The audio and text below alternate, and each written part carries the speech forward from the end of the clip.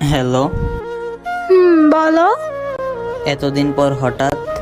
বয়স ছিল না বোঝার। বুঝিয়ে বলো। প্লিজ ইনবক্সটা খোলো।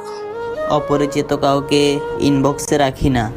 দেখো আমার শরীরটা বেশি ভালো নেই। কি হয়েছে তোমার?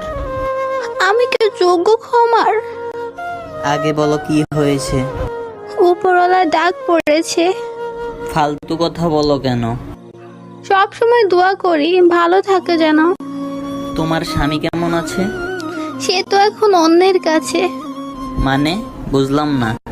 সে আর আমাকে চায় না। ও ডিভোর্স হয়ে গেছে? একটা বাচ্চাও আছে।